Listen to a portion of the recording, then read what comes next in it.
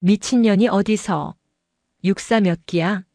라며 멱살 잡으려던 대령의 손목을 1초 만에 꺾어버린 전설의 특수부대 출신 3스타 여군단장의 참교육 이야기입니다.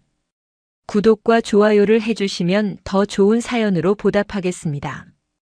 강원도 홍천군 서면.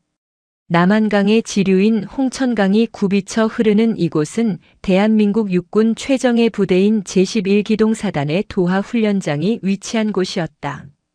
거대한 공병 장비들과 수십 대의 전차가 강변을 가득 메우고 있었고 굉음과 함께 피어오르는 흙먼지는 산 전체를 집어삼킬 듯 맹렬했다.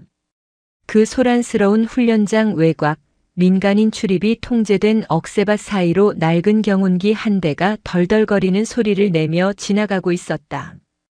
운전석에는 밀진 모자를 푹 눌러 쓴 노인이 앉아 있었고 짐칸에는 몸빼 바지에 촌스러운 꽃무늬 남방을 입은 중년 여성이 타고 있었다. 그녀의 얼굴은 흑투성이었고 머리에는 수건을 둘러쓰고 있어 영락없는 시골 농부의 아내처럼 보였다. 그녀가 바로 대한민국 육군 화력의 정점 제7기동군단을 지휘하는 피아눌 중장이었다. 피아눌은 흔들리는 경운기 짐칸에서 날카로운 눈빛으로 훈련장을 스캔하고 있었다. 겉보기에는 평화로운 훈련 풍경이었으나 그녀의 눈에는 이상한 징후들이 포착되었다. 병사들의 군장 상태는 불량했고 안전수칙은 무시되고 있었다. 무엇보다 지휘 통제소 천막 주변에는 작전 차량보다 고급 세단들이 더 많이 주차되어 있었다. 경운기가 훈련장 초입의 위병소 근처 샛길에서 멈췄다. 군단장님. 아니 아줌마. 여기서 내리면 위험합니다. 저기 군인들 눈빛이 독사 같습니다. 경운기를 운전하던 이는 변장을 한 장백산 주임원사였다. 피아눌은 경운기에서 뛰어내리며 흙 묻은 장갑을 고쳐 꼈다. 독사라니. 내 눈에는 굶주린 들개들로 보이는군요. 백산 아재는 여기서 대기하세요. 내 아들들이 밥은 먹고 뛰는지 확인 좀 하고 올 테니까. 피아눌은 쑥을 캐러 온 동네 주민인 척하며 훈련장 철조망 옆 개구멍으로 향했다. 이미 정보 참모를 통해 연마초 대령의 비위 사실, 특히 병사들의 급식을 횡령하여 지역 유지들에게 접대한다는 첩보를 입수한 상태였다. 그녀가 덤불을 헤치고 들어간 곳은 취사장 뒤편이었다. 그곳에서는 역겨운 냄새가 진동하고 있었다. 음식물 쓰레기 냄새가 아니었다. 짬통 옆에 쭈그려 앉아 남들이 먹다 남긴 밥을 허겁지겁 먹고 있는 병사의 모습이 보였다. 피아눌은 숨이 턱 막혔다. 대한민국 최정예 기갑부대 병사가 짬밥을 훔쳐먹고 있다니. 그녀는 인기척을 죽이고 다가가 병사의 어깨를 조심스럽게 감싸쥐었다. 아들, 배가 많이 고픈가 보네. 천천히 먹어. 체한다. 병사는 소스라치게 놀라며 먹던 것을 뱉어냈다. 오성민 상병이었다. 그의 얼굴은 공포로 질려 있었다. 누구십니까? 여기 들어오시면 안 됩니다. 여단장님이 보시면 죽습니다. 피아눌은 주머니에서 삶은 달걀 2개를 꺼내 오성민의 손에 쥐어주었다. 지나가던 쑥 캐는 아줌마야. 여단장인지 뭔지 하는 놈이 밥도 안 주더냐. 오성민은 달걀을 보자마자 눈물을 터뜨렸다. 오늘 지역 건설사 사장님들이 오신다고. 취사장에 있는 최고급 식자재는 다 그쪽으로 갔습니다. 병사들은 어제 남은 국에 밥만 말아 먹었는데 저는 당번병이라 서빙하느라 그마저도 못 먹었습니다. 피아눌의 눈썹이 꿈틀했다. 그녀의 눈동자 깊은 곳에서 차가운 분노가 일렁였다. 그녀는 오성민의 머리를 쓰다듬으며 나직하게 말했다. 그 여단장이라는 놈 지금 어디 있냐? 오성민은 떨리는 손가락으로 강변 쪽에 위치한 호화로운 몽골 텐트를 가리켰다. 저기, 상황실 천막에요. 지금 술판이 벌어졌습니다. 피아눌은 자리에서 일어났다. 그녀의 굽은 등은 어느새 꼿꼿하게 펴져 있었다. 맛있게 먹고 있어라. 아줌마가 가서 설거지 좀 하고 올게. 아주 대청소를 해야겠구나. 지휘 통제소로 위장된 몽골 텐트 안은 별천지였다. 에어컨이 빵빵하게 돌아가고 있었고 훈련 상황판 대신 노래방 기계가 설치되어 있었다. 원형 테이블에는 자연산 송이버섯과 한우갈비가 지글지글 익어가고 있었다. 상석에 앉은 연마초 대령은 육군사관학교 반지를 낀 손으로 양주잔을 흔들고 있었다. 그의 맞은편에는 배가 나온 건설사 사장들이 아부를 떨며 술을 따르고 있었다. 역시 염 여단장님은 통이 크십니다. 이번 부대 이전 공사건도 잘 부탁드립니다. 연마초는 거만하게 웃으며 고기 한 점을 입에 넣었다. 걱정 마십시오. 제가 누굽니까? 육사 출신 엘리트 아닙니까? 제 동기가 이번에 국방부 시설국장으로 갔습니다. 말 한마디면 끝납니다. 그때였다. 텐트 입구에 커튼이 젖혀지며 흑투성이의 아줌마가 불쑥 들어왔다. 피아누리였다. 그녀는 텐트 안의 풍경을 한번 훑어보더니 코를 막으며 인상을 찌푸렸다. 어우 냄새. 개 밥그릇 냄새가 여기까지 진동을 하네. 술판에 흥이 깨졌다. 연마초가 눈을 부라리며 자리에서 벌떡 일어났다. 뭐야? 위병소 근무자들 다 죽었어. 어떤 미친년이 여기까지 기어들어온 거야. 피아눌은 태연하게 테이블 앞으로 걸어갔다.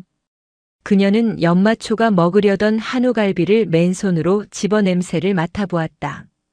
우리 병사들은 짬밥 훔쳐 먹는데 지휘관이라는 작자는 여기서 소고기 파티를 하고 자빠졌네. 이게 목구멍으로 넘어가더냐. 연마초의 얼굴이 불그락푸르락해졌다. 그는 허리춤에 찬 권총집을 만지작거렸다. 이 아줌마가 진짜 죽고 싶어서 환장했나? 야, 당번병, 오성민, 당장 헌병 불러서 이 여자 끌어내. 간첩일지도 모르니까 반쯤 죽여서 넘기라고 해. 피아눌은 고기를 테이블에 패대기 치고 연마초를 똑바로 올려다 보았다. 키는 연마초가 더 컸지만 뿜어져 나오는 기세는 피아눌이 그를 압도하고 있었다. 간첩은 내가 아니라 내 놈 같은데. 군복 입은 도둑놈. 연마초는 이성을 잃었다. 그는 피아눌의 멱살을 잡으려 손을 뻗었다. 하지만 피아눌은 가볍게 몸을 틀어 그의 손목을 낚아챘다. 그리고 그대로 비틀어 꺾어버렸다. 아! 연마초의 비명이 텐트를 울렸다. 피아눌은 그를 바닥에 내동댕이 쳤다. 어디서 감히 민간인에게 손을 대. 육사에서 그렇게 가르치더냐. 명예도 모르는 놈. 연마초는 바닥을 구르며 악을 썼다. 에이. 인연이 힘만 센 무식한 아줌마 주제에. 내가 누군지 알아. 육사 49기 연마초 대령이야. 장차 장군이 되실 몸이라고. 그는 비틀거리며 일어나 피아눌에게 손가락질을 했다. 너 같은 여편네들이 문제야. 집에서 밥이나 하고 애나 볼 것이지 재수없게 신성한 훈련장에 들어와서. 이래서 내가 여군들도 안 받아. 계집 애들은 군대에 도움이 안 돼. 밥버러지 같은 년들. 피아눌의 눈빛이 차갑게 가라앉았다. 그것은 단순한 분노가 아니었다. 30년 군 생활 동안 수없이 들어왔던 편견과 차별, 그 거대한 벽을 다시 마주한 느낌이었다. 하지만 이제 그녀는 벽 앞에 주저앉아 울던 생도가 아니었다. 그녀는 그 벽을 부수고 나아가는 군단장이었다. 그래. 육사 49기. 아주 훌륭한 기수지. 그런데 내 놈은 그 기수의 수치다. 피아눌은 주머니에서 무전기를 꺼냈다. 장난감 같은 생활 무전기가 아니었다. 군용 암호 장비가 장착된 최신형 무전기였다. 잘 들어라 연마초. 내가 그토록 무시하는 여자가, 내가 그토록 자랑하는 육사 선배가 지금부터 너를 교육할 것이다. 연마초가 비웃으며 코웃음을 쳤다. 선배. 미친년이 소설을 쓰고 있네. 내가 선배면 나는 육군 참모총장이다. 어디서 개수작이야? 피아놀은 무전기 송신 버튼을 눌렀다. 여기는 흑표 하나. 지금 즉시 사냥개를 풀어라. 텐트 주변을 봉쇄하고 쥐새끼 한 마리도 놓치지 마라. 피아놀의 무전이 끝나자마자 홍천강 건너편 산등성이에서 굉음이 들려왔다. 두두두두두두. 하늘을 새까맣게 뒤덮으며 등장한 것은 수리온 기동 헬기 6대였다. 헬기 옆면에는 제7기동군단을 상징하는 부대 마크가 선명하게 찍혀 있었다. 동시에 강물 위로 K-21 보병 전투장갑차 4대가 물살을 가르며 상륙했다. 연마초와 건설사 사장들은 넋을 잃고 하늘과 강을 번갈아 쳐다보았다. 에이, 이게 뭐야? 훈련 시나리오에 이런 건 없었는데. 헬기가 텐트 주변에 착륙하고 완전 무장한 군단 헌병 특수임무대가 밧줄을 타고 내려왔다. 그들의 총구는 정확하게 연마초와 그 일당들을 겨누고 있었다. 장갑차의 램프가 열리고 정복을 입은 장백산 주임원사가 의전용 가방을 들고 뛰어왔다. 그는 흑투성이인 피아놀 앞에 서서 우렁차게 경례했다. 필승. 군단장님. 의전 준비 완료했습니다. 군. 단. 장. 연마초의 입이 찢어질 듯 벌어졌다. 턱이 빠질 것 같은 충격에 그는 뒷걸음질 쳤다. 장백사는 피아놀의 몸빼 바지 위에 걸쳐진 꽃무늬 남방을 벗겨냈다. 그 안에는 이미 국방색 러닝 셔츠가 입혀져 있었다. 피아놀은 장백산이 건넨 전투복 상의를 걸쳤다. 왼쪽 가슴에 붙은 명찰 피아놀, 오른쪽 가슴에 붙은 공수 휘장과 레인저 휘장, 그리고 베레모 중앙과 양어깨, 전투모에 박힌 검은색 계급장, 무궁화 받침 위에 솟아오른 3개의 별, 대한민국 육군 중장, 제7기동군단장 피아놀. 그녀가 베레모를 쓰고 지휘봉을 잡는 순간 흑투성이 시골 아줌마는 온데간데 없고 전장을 지배하는 야전사령관만이 그 자리에 서 있었다. 연마초의 다리가 사시나무 떨듯 떨렸다. 바지 가랑이 사이로 뜨뜻한 액체가 흘러내렸다. 육사 출신이라면 모를 수가 없었다. 전설적인 선배. 최초의 여성 생도이자 전군을 통틀어 가장 강력한 전투력을 지닌 군단장. 피 선배님. 아니 군단장님. 저는. 피아놀은 지휘봉으로 연마초의 명찰을 툭툭 쳤다. 자네가 아까 말했지. 계집애들은 군대에 도움이 안 된다고. 밥벌어지라고. 자, 잘못했습니다. 죽을 죄를 지었습니다. 한 번만 살려주십시오. 제가 눈이 삐어서. 연마초는 그 자리에서 무릎을 꿇고 머리를 박았다. 육사 49기 연마초. 나는 육사 41기다. 너희가 1학년 때 기숙사에서 똥군기 잡고 있을 때 나는 전방에서 북한군과 총격전을 벌이고 있었다. 피아놀의 목소리는 텐트 밖까지 쩌렁쩌렁 울렸다. 내가 여자라서 별을 달았다고 생각하나? 나는 내 부하들의 피와 땀 그리고 그들을 지키겠다는 신념으로 이 자리에 왔다. 그런데 너는 내 배를 불리기 위해 부하들을 굶겨. 그게 지휘관이 할 짓이냐? 피아놀은 헌병대장에게 손짓했다. 연마초 대령을 즉시 보직 해임하고 긴급 체포한다. 혐의는 군수품 횡령, 직권 남용, 그리고 상관 모욕이다.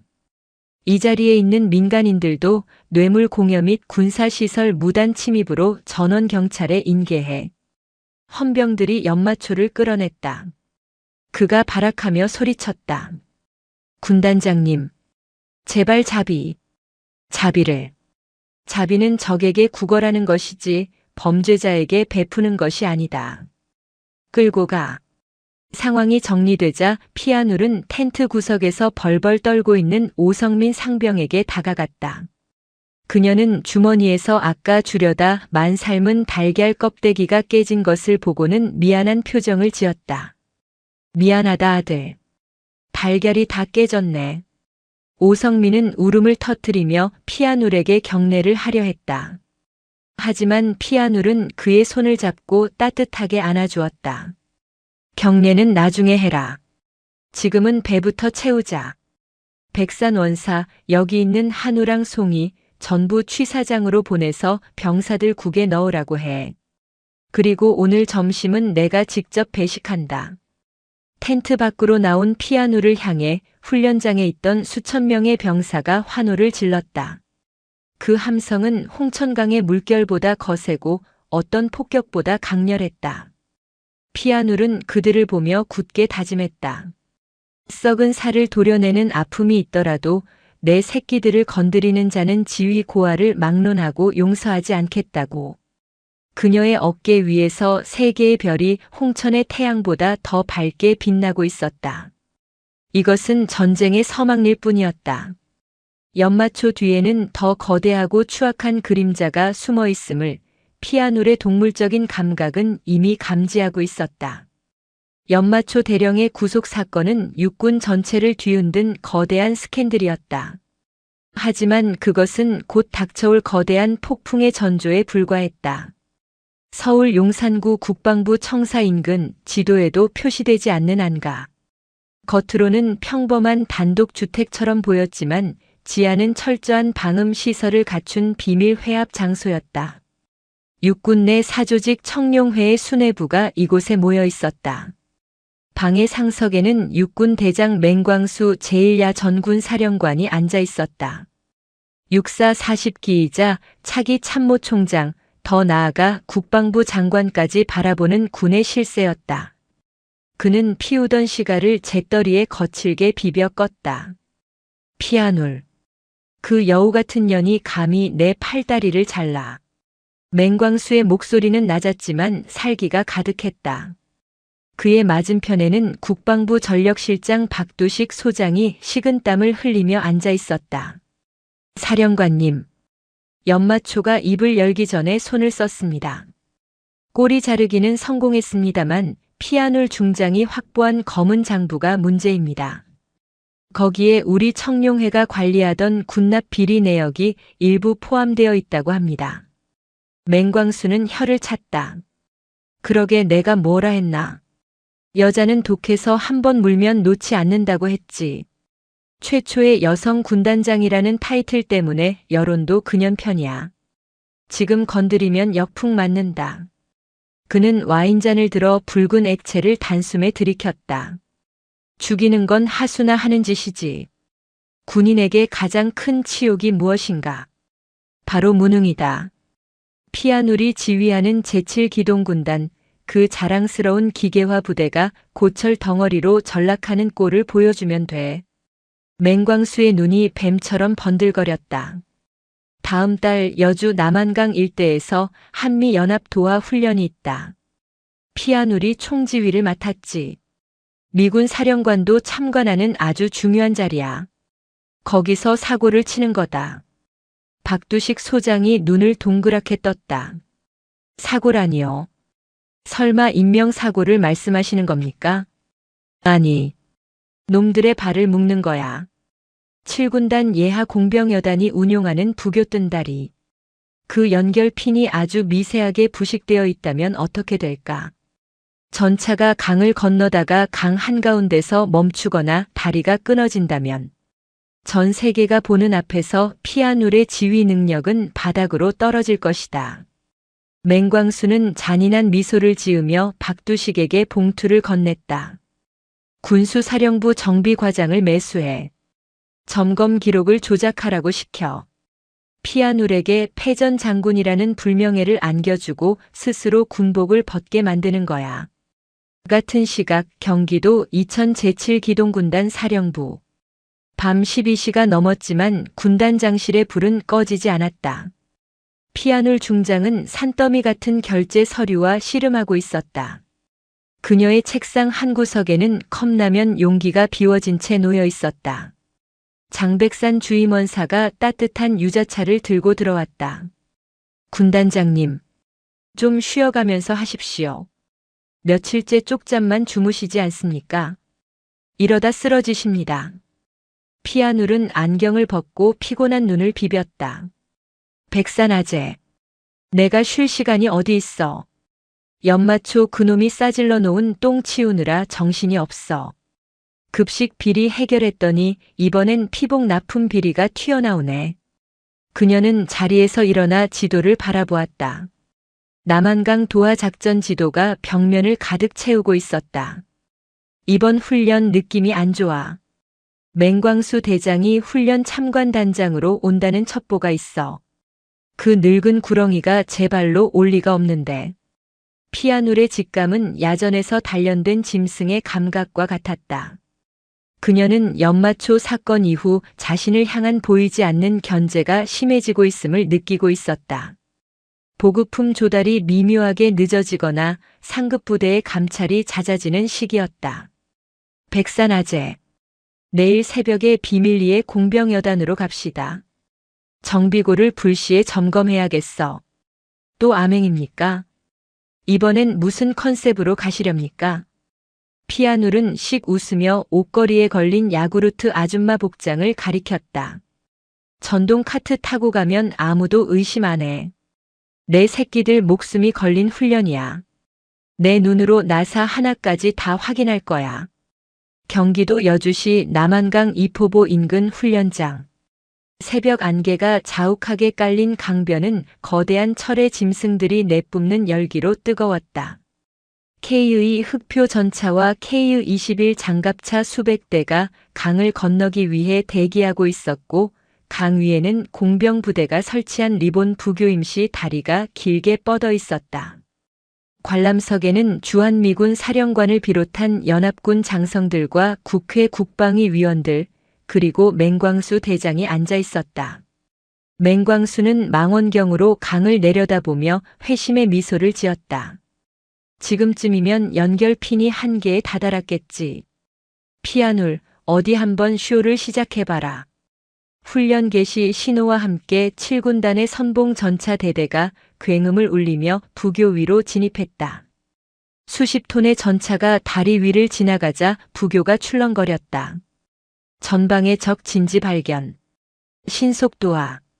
피아눌의 목소리가 무전망을 타고 흘러나왔다. 그녀는 최전방 지휘 장갑차에 탑승해 현장을 직접 지휘하고 있었다.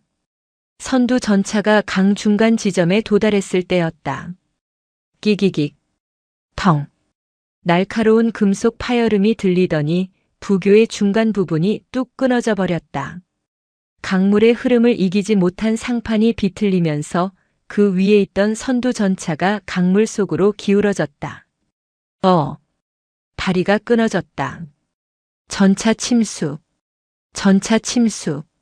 승무원 탈출하라. 무전기가 비명으로 가득 찼다. 관람석이 술렁거렸다. 기자들은 카메라 셔터를 미친 듯이 눌러댔다. 사상 초유의 훈련 참사, 부실한 준비가 부른 사고라는 기사가 실시간으로 전송되기 시작했다. 맹광수는 짐짓 놀란 척하며 자리에서 벌떡 일어났다. 이게 무슨 일인가? 훈련 중지. 당장 구조대 투입해. 피 군단장 뭐 하는 거야? 지휘를 이따위로 하나. 그는 속으로 쾌재를 불렀다. 완벽했다. 이제 피아눌은 문책을 피할 수 없을 것이고 옷을 벗게 될 것이다.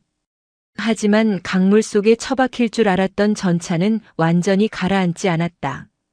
전차장 해치가 열리더니 승무원들이 능숙하게 잠수 도하 장비 스노클을 가동했다.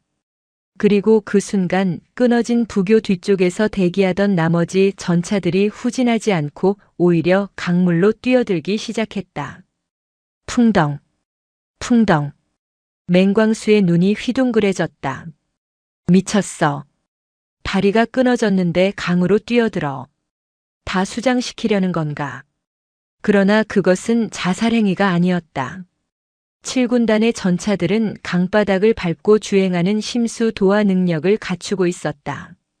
하지만 놀라운 것은 그 다음이었다. 끊어진 줄 알았던 부교의 상판들이 마치 트랜스포머처럼 분리되더니 자주 도하 장비 수륙 양용차로 변신하여 전차들 사이를 오가며 엄폐물 역할을 하기 시작했다. 피아누의 목소리가 전체 무전망에 다시 울려 퍼졌다. 현 시간부로 작전 계획 알파를 폐기하고 우발 계획 브라보로 전환한다. 적이 우리의 다리를 끊었다. 그렇다면 우리는 물귀신이 되어 적의 목을 문다. 이것은 사고가 아니었다. 연출된 상황극이었다. 피아눌은 이미 훈련 3일 전 야구르트 아줌마로 위장해 정비고에 잠입했을 때 연결핀이 훼손된 것을 발견했다. 그녀는 이를 즉시 수리하지 않고 역이용하기로 결심했다. 놈들이 다리가 끊어지길 원한다면 끊어주지. 그리고 그 너머를 보여주겠다. 강물 속에서 솟구쳐 오른 흑표 전차들이 강 건너편 기슭으로 상륙했다. 진흙탕을 헤치고 나온 전차들은 포신을 돌려 가상의 적 표적을 향해 일제 사격을 퍼부었다. 쾅! 쾅! 정확한 타격이었다. 관람석에 우려 섞인 탄식은 순식간에 경이로운 환호로 바뀌었다. 미군 사령관이 벌떡 일어나 박수를 쳤다. 언벌리버벌. 다리가 끊어진 상황을 가정하고 잠수 도하로 전환하다니. 저런 유연한 지휘는 본 적이 없습니다. 맹광수의 얼굴이 흑빛으로 변했다. 그의 시나리오에는 이런 장면이 없었다. 그는 떨리는 손으로 물잔을 집으려다 엎질러 버렸다. 훈련은 대성공으로 끝났다. 끊어진 다리는 오히려 피아눌 군단장의 위기관리 능력을 돋보이게 하는 장치가 되었다. 훈련 종료 후 강변에 마련된 브리핑 텐트에서 사후 강평이 열렸다. 피아눌은 젖은 전투복 차림 그대로 단상에 올랐다. 그녀의 눈빛은 형형하게 빛나고 있었다. 단상 아래에는 맹광수 대장을 비롯한 수뇌부가 앉아 있었다. 맹광수는 애써 침착함을 유지하며 마이크를 잡았다. 피 군단장. 훈련 성과는 인정하네만 안전관리에 소홀했던 건 사실 아닌가. 부교가 끊어진 건 명백한 정비 불량이야. 이에 대한 책임을 져야 할 걸세. 그는 마지막 발로라도 피아눌에게 흠집을 내려고 했다. 피아눌은 옅은 미소를 지으며 고개를 끄덕였다. 맞습니다. 사령관님. 부교 연결 핀이 부식되어 있었습니다. 그것도 아주 인위적으로 말입니다. 피아눌이 손짓하자 헌병들이 증거물 상자를 들고 들어왔다. 상자 안에는 절단된 연결 핀과 누군가 염산을 뿌린 흔적이 역력한 정비 일지가 들어있었다. 이것은 단순한 사고가 아닙니다. 누군가 우리 군의 전력을 약화시키고 신성한 훈련을 망치려 했던 이적 행위입니다. 장내가 술렁거렸다. 피아눌은 시선을 맹광수 옆에 앉아있는 군수 참모에게 고정했다. 공병여단 정비과장. 지금 밖에서 대기 중이지요. 들어오라고 하세요. 텐트가 열리고 수갑을 찬 정비과장이 헌병들에게 이끌려 들어왔다. 그는 사색이 되어 고개를 들지 못했다. 이자가 자백했습니다. 누군가의 사주를 받고 연결핀에 산성 용액을 발랐다고요. 그리고 그 대가로 받은 돈이 입금된 대포 통장도 확보했습니다. 피아눌은 천천히 단상을 내려와 맹광수 앞으로 다가갔다. 그녀의 군화 발소리가 텐트 안의 정막을 깼다. 그 통장의 자금 출처를 역추적해보니 재미있는 이름이 나오더군요. 청룡해. 사령관님도 잘 아시는 이름 아닙니까? 맹광수가 벌떡 일어났다. 이봐 피중장. 지금 나를 의심하는 건가? 감히 직속상관에게. 계급장 떼고 말씀드리겠습니다. 맹광수 씨. 피아눌의 일갈에 맹광수가 움찔했다. 당신이 부하들을 진급의 도구로 쓰고 방산업체 뒷돈을 챙길 때 내 부하들은 기름밥 먹으며 밤새 탱크를 닦았습니다. 당신이 정치질 할 때 우리는 전쟁 준비를 했습니다. 그녀는 주머니에서 녹음기를 꺼내 재생했다. 어젯밤 정비과장이 맹광수의 신복인 박두식 소장과 통화한 내용이 흘러나왔다. 이번 훈련에서 피아누를 확실히 보내버려야 해. 맹 사령관님 특별 지시야. 실패하면 내 놈 목부터 날아갈 줄 알아. 명백한 증거였다. 박두식 소장은 그 자리에서 다리가 풀려 주저앉았다. 맹광수의 얼굴은 붉어지다 못해 보랏빛으로 변했다. 에이, 이건 함정이야. 조작이야. 함정은 당신이 팠지. 나는 그저 그 함정을 무덤으로 만들어 주었을 뿐이고. 그때 국방부 조사본부 수사관들이 들이닥쳤다. 맹광수 대장, 박두식 소장. 군사기밀보호법 위반, 군용물 손괴 교사, 뇌물수수 혐의로 긴급 체포합니다. 수사관들이 맹광수의 양팔을 잡았다. 사성 장군의 권위가 바닥으로 떨어지는 순간이었다. 이거나. 내가 누군지 알아. 나는 육군 대장이야. 국방부 장관한테 전화해. 맹광수가 발악하며 끌려나가는 모습을 보며 피아눌은 씁쓸한 표정으로 베레모를 고쳤었다. 별이 4개면 뭐하나. 그 무게를 견디지 못하면 어깨만 아픈 것을. 상황이 종료되고 텐트 밖으로 나온 피아누를 기다리고 있는 것은 오성민 상병이었다. 그는 이제 군단장 당번병으로 보직이 변경되어 있었다. 오성민은 쟁반에 따뜻한 믹스커피 2잔을 들고 서 있었다. 군단장님, 고생하셨습니다. 달달한 거 드십시오. 피아눌은 커피를 받아들고 호호 불며 한 모금 마셨다. 그래, 이 맛이다. 양주보다 믹스커피가 훨씬 맛있네. 그녀는 오성민의 어깨를 툭 쳤다. 성민아, 오늘 훈련 멋졌지? 우리 아들들이 강물로 뛰어드는 거 봤냐? 네. 진짜 영화 같았습니다. 가슴이 웅장해졌습니다. 그게 7군단이다. 우리는 길이 없으면 길을 만들고 다리가 없으면 물 위를 달린다. 썩은 놈들이 아무리 방해해도 우리는 앞으로만 간다. 피아눌은 강 건너편을 바라보았다. 해가 지고 있었다. 붉은 노을이 홍천강을 물들였다. 하나의 거대한 산을 넘었지만 그녀는 알고 있었다. 맹광수가 잡혀갔다고 해서 청룡회가 완전히 사라진 것은 아니라는 것을.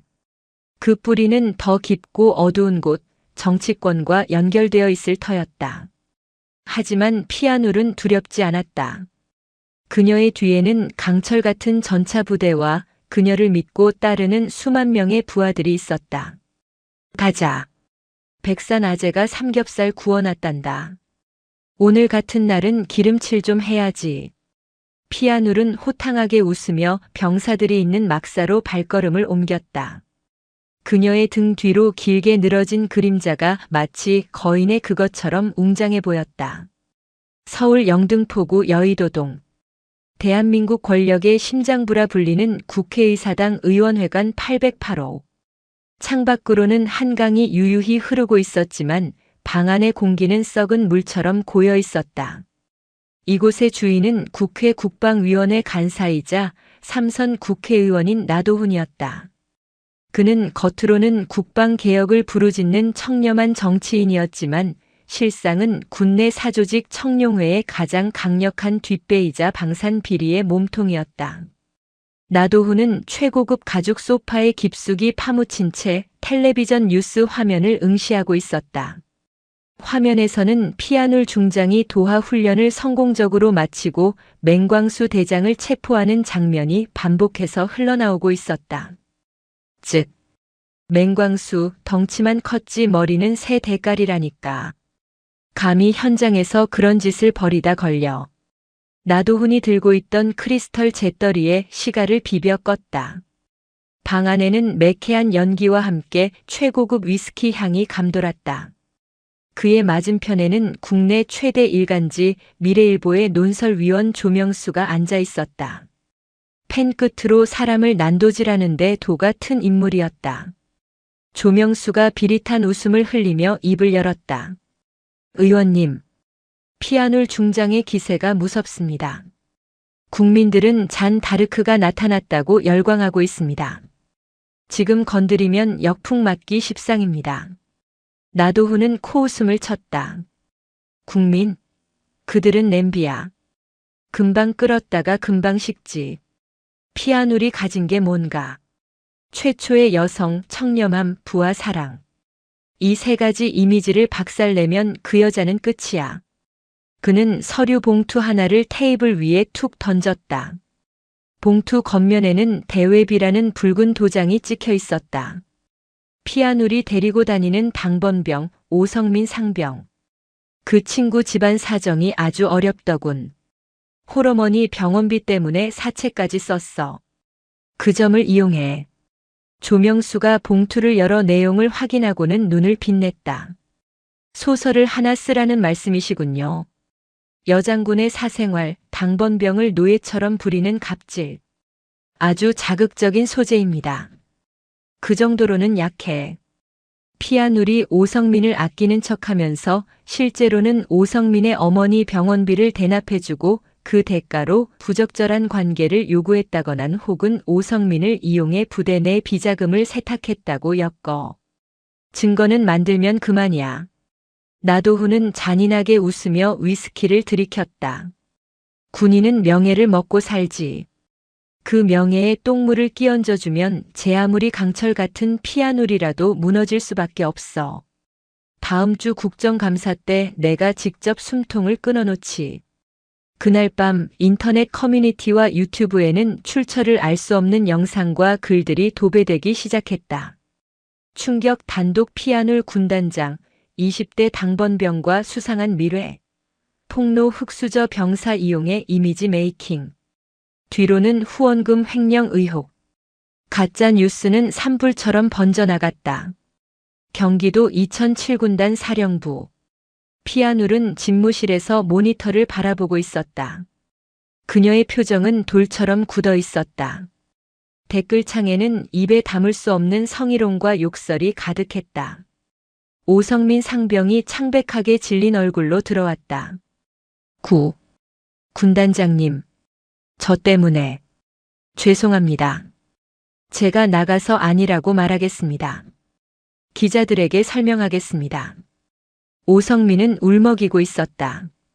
자신의 가난이 그리고 군단장의 호의가 이렇게 왜곡되어 공격당하는 현실을 견딜 수 없었다. 피아눌은 자리에서 일어나 오성민에게 다가갔다. 그리고 떨고 있는 그의 어깨를 단단히 잡았다. 성민아, 가만히 있어라. 내가 나가면 저들은 너를 먹잇감으로 삼아 물어뜯을 거다. 없는 말도 만들어낼 독사 같은 놈들이다. 하지만 군단장님 명예가, 내 명예는 인터넷 댓글 몇 개로 무너질 만큼 가볍지 않다. 저들이 건드린 건 나뿐만이 아니다. 내 부하, 내 가족 같은 너를 모욕했다. 그건 용서할 수 없다. 피아눌은 책상 위에 놓인 전투모를 집어썼다. 장백산 원사 차 대기시켜. 여의도로 간다. 장백산이 걱정스러운 표정으로 물었다. 지금 가시면 불에 뛰어드는 격입니다. 기자들이 떼거지로 몰려 있을 겁니다. 피아눌은 시익 웃었다. 불이 났으면 소방관이 가야지. 가서 불을 지른 놈 멱살을 잡고 끌고 나와야 불이 꺼질 거 아니냐. 일주일 후 서울 여의도 국회의사당 본관 406호. 국방위원회 국정감사장. 수백 대의 카메라와 조명이 증인석을 비추고 있었다. 셔터 소리가 빗소리처럼 쏟아졌다. 대한민국 건국 이래 가장 주목받는 국정감사였다. 증인석 중앙에 앉은 피아놀 중장은 정복 차림이었다. 가슴에 달린 훈장들이 조명을 받아번쩍였다. 그녀는 쏟아지는 플래시 세례에도 눈 하나 깜짝하지 않고 정면을 응시하고 있었다. 마치 전차장석에 앉아 적진을 노려보는 듯한 기세였다. 그 맞은편 감사위원석 중앙에 나도훈 의원이 앉아 있었다. 그는 먹이를 노리는 하이에나 같은 눈빛으로 마이크를 잡았다. 증인 피아놀. 지금 밖에서는 증인에 대한 파렴치한 의혹들로 국민들이 분노하고 있습니다. 당번병 오성민을 사적인 용도로 부리고 그 대가로 금품을 제공했다는 의혹. 인정합니까? 피아눌은 마이크를 가까이 대고 차분하지만 또렷한 목소리로 답했다. 인정하지 않습니다. 그것은 명백한 허위 사실이며 저와 제 부하에 대한 심각한 명예훼손입니다. 나도훈이 책상을 쾅 치며 고함을 질렀다. 명예훼손? 증거가 차고 넘치는데 무슨 소리야? 여기 사진 봐. 증인이 오성민과 사복 차림으로 다정하게 식사하는 사진, 그리고 오성민 어머니 계좌로 거액이 입금된 내역.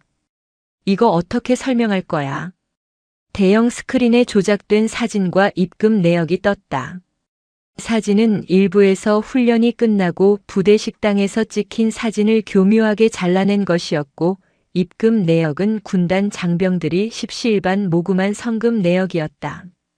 나도훈은 기세를 몰아붙였다. 당신 같은 부도덕한 사람이 지휘관이라니. 군대가 썩었어.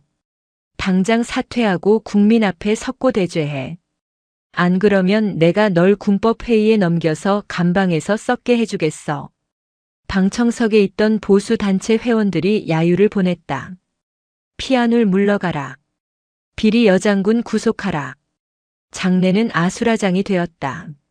하지만 피아눌은 미동도 하지 않았다. 그녀는 나도훈이 쏟아내는 독설을 묵묵히 듣고만 있었다. 나도훈은 피아눌이 겁을 먹었다고 생각했다. 그는 회심의 미소를 지으며 마지막 카드를 꺼냈다. 좋아. 증인이 끝까지 발뺌하니 증인을 한 명 더 부르지. 들어와. 국감장 문이 열리고 한 남자가 들어왔다. 전 기갑여단장 연마초였다. 그는 죄수복 대신 말끔한 양복을 입고 있었다. 보석으로 풀려난 상태였다. 연마초는 증언대에 서서 피아누를 힐끗 보더니 비열한 웃음을 지었다. 존경하는 나도훈 의원님. 제가 다 말씀드리겠습니다. 피아눌 중장은 평소에도 남자 부하들을 성적으로 희롱하고 진급을 미끼로 뇌물을 요구했습니다. 제가 그걸 막으려다 모함을 받아 쫓겨난 겁니다. 거짓말이었다. 새빨간 거짓말. 하지만 생중계되는 방송을 보는 국민들에게는 그럴듯하게 들릴 수 있었다. 나도훈이 승리감에 도취되어 소리쳤다. 들었나 피아눌. 피해자의 생생한 증언이다. 이제 뭐라고 변명할 텐가. 피아눌이 천천히 입을 열었다. 의원님. 질문 다 하셨습니까? 뭐? 태도가 그게 뭐야? 피아눌은 품에서 두툼한 서류 뭉치를 꺼냈다. 그리고 그것을 머리 위로 높이 들어 올렸다. 의원님께서 말씀하신 그 증거라는 것들. 그리고 저 옆에 서 있는 사기꾼의 증언. 이제 제가 반박할 차례군요. 피아눌의 눈빛이 변했다. 방어하던 방패를 내려놓고 숨겨두었던 칼을 뽑아드는 순간이었다. 피아눌은 서류 뭉치를 펴서 읽어내려갔다. 먼저 오성민 상병 어머니 계좌로 입금된 돈. 여기 7군단 예하 3만 장병들이 자발적으로 모금한 서명부와 모금 내역 원본입니다. 1,000원, 2,000원. 병사들이 라면 사 먹을 돈 아껴서 전우의 어머니를 돕겠다고 모은 돈을 의원님은 부적절한 금품이라고 모욕하셨습니다. 피아눌의 목소리가 점점 커졌다. 이 돈에는 병사들의 피와 땀, 전우애가 담겨 있습니다. 당신 같은 사람들이 검은 돈만 만지다 보니 세상 모든 돈이 더럽게 보이는 모양입니다. 장내에 침묵이 흘렀다. 나도훈의 얼굴이 불그락푸르락해졌다. 그건 그렇다 치고. 연마초 대령의 증언은 어쩔 거야. 피아눌은 연마초를 노려보았다. 연마초는 흠칫 놀라 시선을 피했다. 연마초. 내가 육사 명예를 들먹이더니 이제는 국회에서 위증까지 하는구나. 내가 감옥에서 나오기 위해 누구 손을 잡았는지 내가 모를 줄 알았나. 피아눌은 강백산 원사에게 신호를 보냈다. 국감장 대형 스크린의 화면이 바뀌었다. 화면에는 고급 요정의 CCTV 영상이 재생되었다. 일주일 전 연마초와 나도훈 그리고 미래일보 조명수 위원이 술을 마시며 모의하는 장면이었다. 나도훈 염대령, 이번에 국감장에서 피아눌만 확실히 보내버리면 내가 자네 복권시켜주지. 다음 총선 때 공천도 주고. 연마초 감사합니다, 의원님. 제가 연기는 좀 합니다. 그년 아주 사회적으로 매장해 버리겠습니다. 영상이 재생되자 국감장은 발칵 뒤집혔다. 기자들이 미친 듯이 타자를 두드렸고 플래시가 나도훈을 향해 터졌다. 나도훈은 사색이 되어 소리쳤다. 저거 꺼. 누가 튼 거야? 이거 불법 사찰이야. 조작된 영상이라고. 피아누른 마이크를 잡고 사자후를 토해냈다. 조작? 이것은 내 놈들이 뇌물을 주고받은 요정의 종업원이 양심선언을 하며 제보한 영상이다. 나도훈 의원. 당신이 청룡회의 뒷배라는 사실, 그리고 국방 예산 수백억을 빼돌려 당신 아들 명의의 페이퍼 컴퍼니로 보낸 증거까지 여기 다 있다. 피아눌은 또 다른 서류 뭉치를 나도훈의 면전에 던졌다. 그것은 나도훈이 그토록 찾고 싶어 했던 하지만 결코 찾을 수 없었던 진짜 검은 장부의 사본이었다. 이 장부에 적힌 대로라면 우리 병사들이 입어야 할 방탄복은 종이 쪼가리였고 먹어야 할 밥은 개밥보다 못했습니다. 당신들이 호의호식할 때 전방의 초소병들은 추위에 떨며 썩은 빵을 먹었다는 말입니다. 피아눌의 눈에서 눈물이 흘러내렸다. 슬픔의 눈물이 아니었다. 분노의 눈물이었다. 나는 내 부하들을 지키기 위해 군인이 되었다. 그런데 진짜 적은 휴전선 너머에 있는 것이 아니라 바로 이곳 여의도에 있었어. 국민의 대표라는 탈을 쓰고 고혈을 빨아먹는 기생충들. 그녀는 자리에서 일어나 카메라를 향해 외쳤다. 국민 여러분, 똑똑히 봐주십시오. 누가 진짜 군인이고 누가 진짜 도둑놈인지. 저는 오늘부로 제 군단장직을 걸고 이들과 전면전을 선포합니다. 나도훈 의원 그리고 그와 결탁한 방산 비리 연루자 전원을 군 검찰과 특검에 고발합니다. 나도훈은 다리에 힘이 풀려 주저앉았다. 그는 생방송 중이라는 사실도 잊은 채 보좌관에게 매달렸다. 야, 막아. 방송 끊어. 경찰 불러. 하지만 국감장 문을 열고 들어온 것은 경찰이 아니라 검찰 특수부 수사관들이었다. 나도훈 씨, 특정범죄가중처벌법상 뇌물수수 및 직권남용, 위증교사 혐의로 긴급 체포합니다. 수갑이 채워지는 나도훈과 다시 수갑을 차게 된 연마초가 질질 끌려나갔다. 피아눌은 그들을 쳐다보지도 않았다. 그녀는 묵묵히 자리를 지키며 떨고 있는 오성민 상병의 손을 잡아주었다. 봤지? 거짓은 진실을 이길 수 없어. 이제 집에 가자. 어머니 기다리시겠다. 국감장을 빠져나오는 피아누를 향해 수많은 기자가 몰려들었다. 하지만 그녀는 어떤 인터뷰도 하지 않았다. 단지 그녀를 기다리고 있던 7군단 장병들이 도열하여 그녀에게 경례를 올렸다. 충성. 피아눌은 그들에게 답례하며 희미하게 웃었다. 가자. 홍천으로. 우리 집으로. 여의도의 밤하늘은 화려했지만 피아눌의 마음속에 떠있는 별은 오직 하나, 조국과 부하들을 위한 충성심뿐이었다. 하지만 그녀는 알고 있었다. 국내의 적들은 정리되었지만 나도훈이 빼돌린 군사기밀이 이미 국경을 넘어갔다는 사실을. 이제 그녀의 전장은 한반도를 넘어 국제적인 무기 마피아들이 우글거리는 더 넓고 위험한 곳으로 향하고 있었다.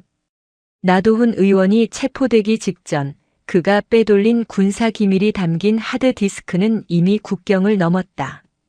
그 안에 담긴 것은 대한민국 육군이 10년을 공들여 개발한 차세대 무인 스텔스 드론 독수리의 핵심 설계도와 제어 코드였다.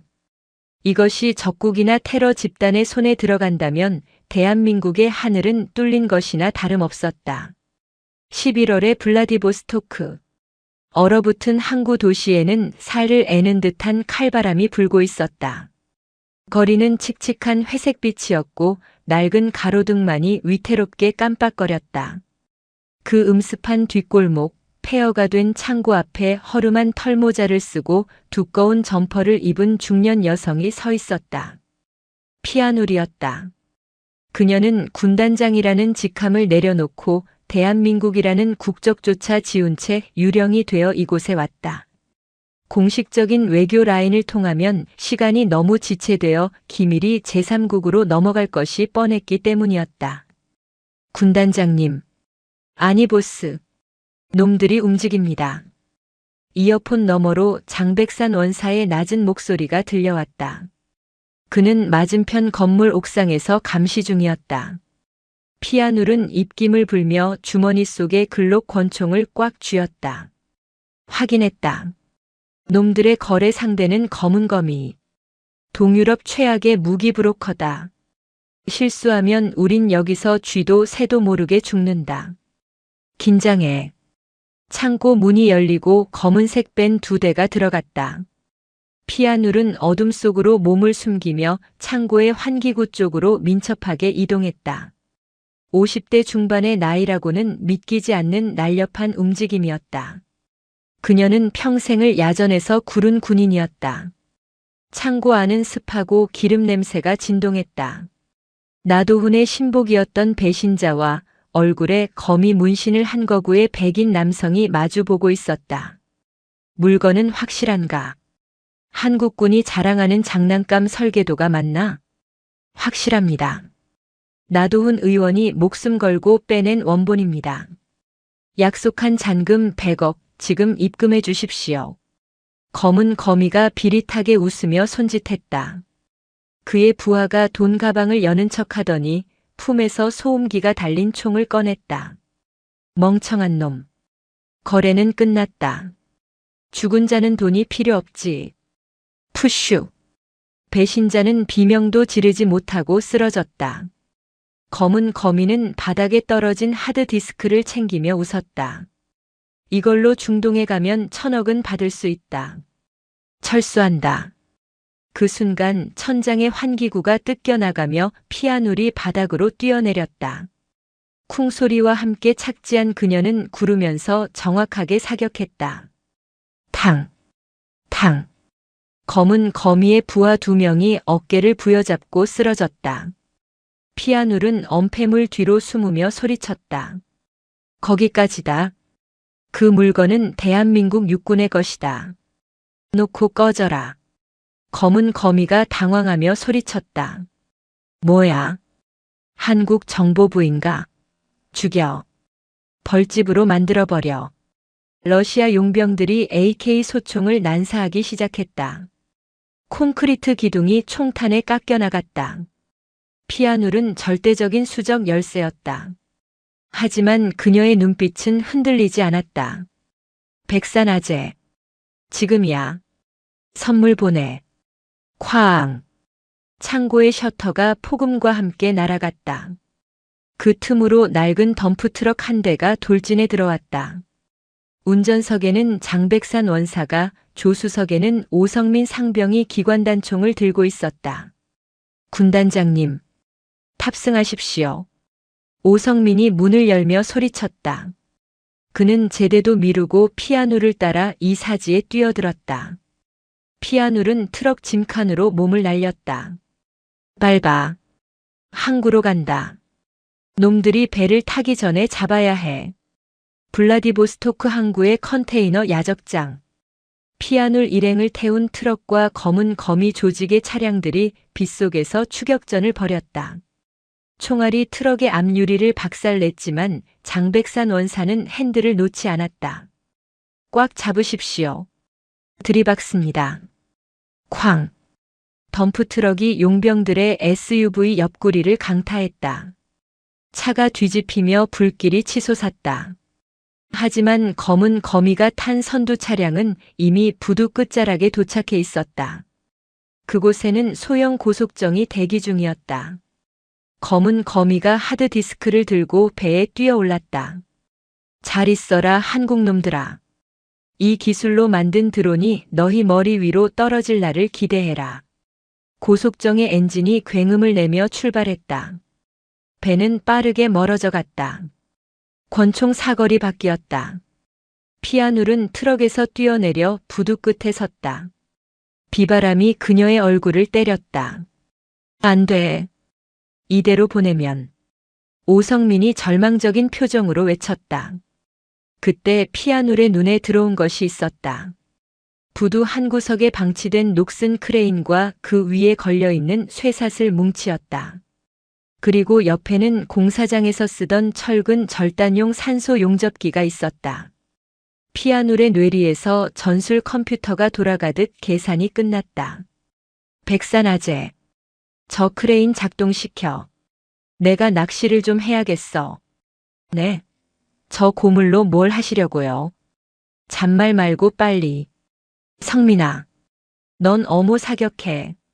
장백산이 크레인 조종석으로 뛰어 올라가 레버를 당겼다. 끼기기거리는 소음과 함께 거대한 크레인 붐대가 바다 쪽으로 회전했다. 피아놀은 자신의 허리에 밧줄을 감고 크레인 갈고리에 매달렸다. 나를 저 배 위로 던져. 군단장님. 미치셨습니까? 죽습니다. 설계도 뺏기면 어차피 죽은 목숨이야. 던져. 장백산은 눈물을 머금고 레버를 조작했다. 피아놀의 몸이 허공을 가르며 날아갔다. 검은 바다 위 거친 파도를 넘어 그녀는 멀어지는 고속정을 향해 인간 포탄처럼 낙하했다. 쿵. 피아놀이 고속정 가판 위로 떨어졌다. 충격으로 숨이 턱 막혔지만 그녀는 구르면서 일어났다. 검은 거미가 경악하며 총을 겨눴다. 에이, 이 독한 년이. 피아놀은 달려들어 검은 거미의 팔을 걷어찼다. 총이 바다로 날아갔다. 좁은 가판 위에서 육탄전이 벌어졌다. 검은 거미는 거구였지만 피아놀은 급소만 노리는 실전 무술의 달인이었다. 그녀는 검은 거미의 명치를 가격하고 그의 손에 들린 하드디스크 가방을 낚아챘다. 이건 내 놈이 만질 물건이 아니다. 하지만 검은 거미는 숨겨두었던 칼을 꺼내 피아놀의 허벅지를 찔렀다. 피아놀이 주춤한 사이 그가 목을 조여왔다. 의식이 흐릿해지는 순간 멀리 부두에서 한 줄기 섬광이 번쩍였다.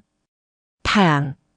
오성민이 쏜 소총 탄환이 정확하게 검은 거미의 어깨를 관통했다. 으악.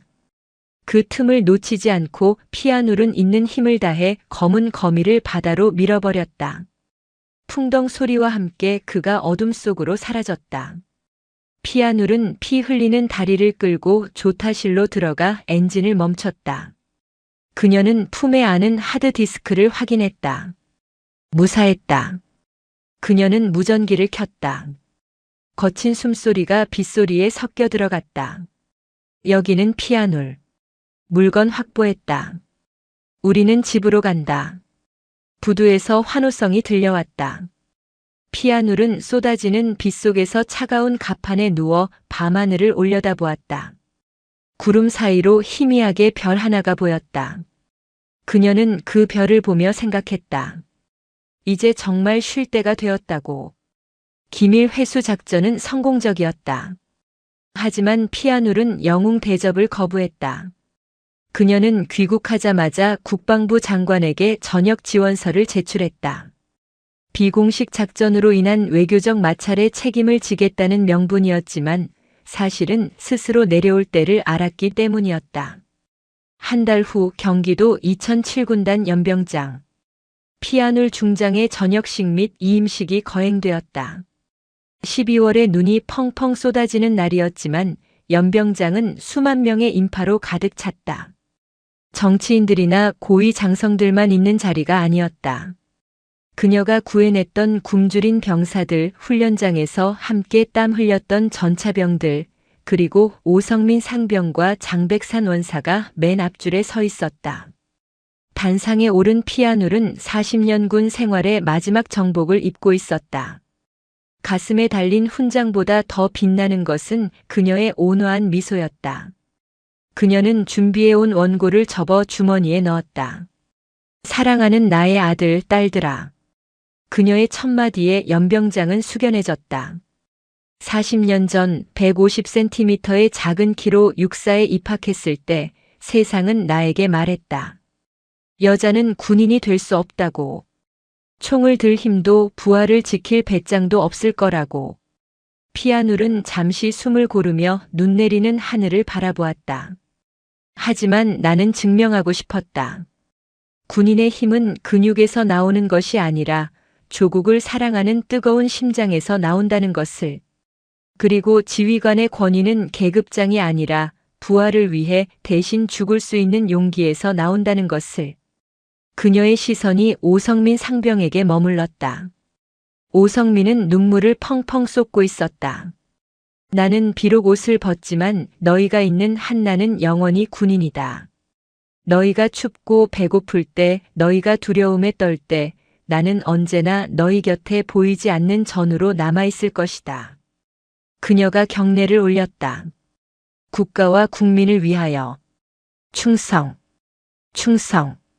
수만 명의 장병이 일제히 경례했다. 그 함성은 7군단 사령부를 넘어 이천의 하늘을 뒤흔들었다. 예포 19발이 발사되고 피아눌은 단상을 내려왔다. 그녀는 의전 차량을 타지 않았다. 대신 도열에 있는 병사들 한 명 한 명의 손을 잡고 안아주며 정문까지 걸어갔다. 밥 많이 먹어라. 아프지 마라. 휴가 나가면 엄마한테 전화 꼭 드리고. 그녀는 장군이 아니라 그들의 어머니였다. 정문까지 이어지는 그 긴 길은 눈물이 녹아 질척거렸다. 1년 후, 강원도 홍천의 깊은 산골. 작은 텃밭에서 몸빼 바지를 입은 중년 여성이 감자를 캐고 있었다. 피아눌이었다. 그녀의 얼굴은 햇볕에 그을려 있었지만 그 어느 때보다 편안해 보였다. 마당에는 똥개 한 마리가 꼬리를 흔들며 뛰어다니고 있었다. 그때 멀리서 흙먼지를 일으키며 지프차 한 대가 올라왔다. 차에서 내린 것은 말끔한 정장 차림의 청년이었다. 오성민이었다. 그는 이제 전역하여 번듯한 사회인이 되어 있었다. 군단장님, 아니 누님, 저 왔습니다. 피아눌이 허리를 펴며 환하게 웃었다. 뭐냐? 왔느냐? 근데 빈손이냐? 에이, 그럴 리가요. 백산 원사님이 보내신 홍삼이랑 제가 사온 삼겹살 가져왔죠. 오성민이 짐을 풀자 피아눌은 수도가에서 손을 씻으며 말했다. 성민아, 저기 산 아래 좀 봐라. 피아눌이 가리킨 곳은 11기동사단 훈련장이었다. 멀리서 전차들이 훈련하는 굉음이 들려왔다. 시끄럽지 않으세요? 일부러 조용한 곳으로 오신 줄 알았는데. 피아눌은 고개를 저으며 미소 지었다. 아니, 저 소리가 제일 좋은 자장가야. 내 새끼들이 건강하게 잘 뛰고 있구나 싶어서. 그녀는 텃밭에 핀 붉은 맨드라미 꽃을 어루만졌다. 강철 같았던 그녀의 손길은 이제 꽃잎 하나 상하게 하지 않을 만큼 부드러웠다. 꽃은 지지만 그 향기는 땅에 스며들어 다시 생명을 피운다. 나도 그렇게 살다 가고 싶구나. 오성민은 그녀의 뒷모습을 보며 생각했다. 그녀는 지지 않는 꽃이라고. 대한민국의 모든 군인의 가슴 속에 영원히 피어있는 강철의 꽃이라고. 바람이 불어와 피아눌의 머리카락을 흩날렸다. 홍천의 노을이 그녀를 붉게 감싸 안았다. 전설은 끝났지만 그 이야기는 영원히 계속될 것이다. 오늘도 인생지의 말씀을 잘 들어주셔서 감사합니다.